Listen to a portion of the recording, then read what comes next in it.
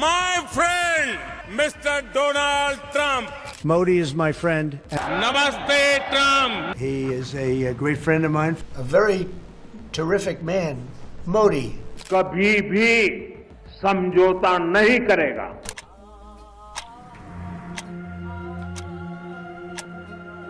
এক পলকে না হলেও মাস কয়েকের ব্যবধানে সম্পর্ক বদলেছে অনেকখানি। 7 বছর পর চীন গেলেন মোদি, আর পূর্ব নির্ধারিত ভারত সফর বাতিল করলেন ট্রাম্প। যুক্তরাষ্ট্র ভারতের সম্পর্ক কেন্দ্র করে বিশ্ব রাজনীতির মেরুকরণ কি বদলে যাচ্ছে?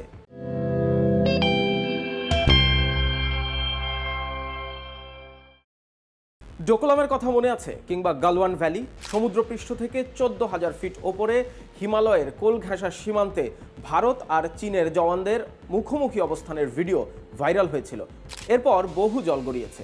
একে অন্যের বৃহৎ ব্যবসায়িক অংশীদার হওয়ার পরও সম্পর্কের শীতলতা কমেনি। তবে গত কয়েক মাসে সেই চিত্র বদলাতে শুরু করেছে। ভারতের প্রধানমন্ত্রী নরেন্দ্র মোদি যখন চীনের তিয়ানজিনে নামলেন, তাকে দেয়া জমকালো অভ্যর্থনা বলে দিচ্ছিল নতুন কিছু। দুই দেশের কূটনৈতিক বিশ্লেষকরা একে নতুন অধ্যায়ের সূচনা হিসেবেই দেখছেন। এবছর শুরু থেকে একের পর এক দেশের উপর পাল্টা শুল্ক বসাতে থাকেন যুক্তরাষ্ট্রের president Donald Trump. But now it's our turn to do the ripping. অনেক দেশই ট্রাম্পের আমেরিকা ফার্স্ট নীতির সাথে সামঞ্জস্য রেখে ট্রেড ডিল করে ফেলে। তবে কয়েক দফা আলাপের পরও রফা হয়নি ভারতের সাথে। এখন 50% পাল্টা শুল্ক আছে ভারতের ওপর।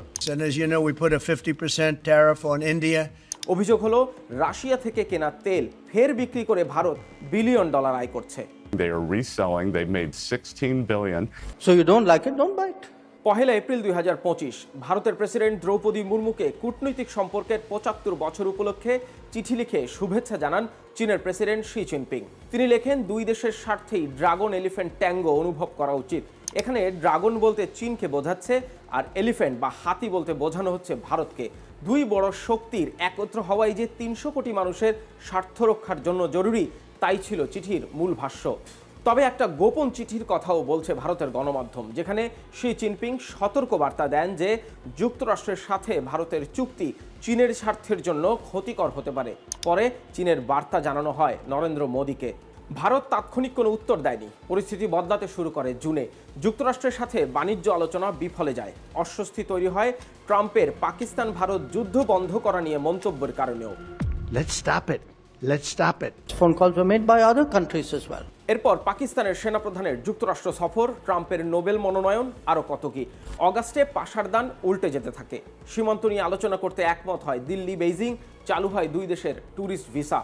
চীন সফর করেন ভারতের নিরাপত্তা উপদেষ্টা অজিত দোভাল, পররাষ্ট্রমন্ত্রী জয়শঙ্কর। নানা ফোরামে আলোচনার পর 7 বছরে প্রথমবারের মতো চীনে পা রাখেন নরেন্দ্র মোদি, যেখানে থাকবেন রাশিয়ার প্রেসিডেন্ট ভ্লাদিমির পুতিনও। ঠিক এমন সময়ে খবর রটে দিল্লিতে আসন্ন কোয়াড সম্মেলনে আসার পরিকল্পনা বাতিল করেছেন ইউএস প্রেসিডেন্ট ডোনাল্ড ট্রাম্প।